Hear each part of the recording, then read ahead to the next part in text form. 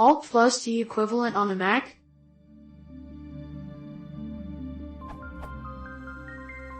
Is there an Alt plus D equivalent on a Mac?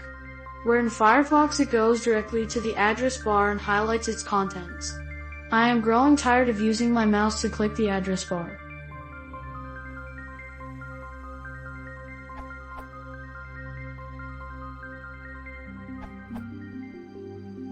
Plus L.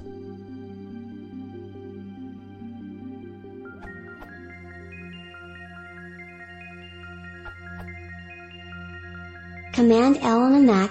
The command key is the one with the Apple logo. Almost any Windows command which uses the control key, like copy, cut, paste, uses the command key on a Mac.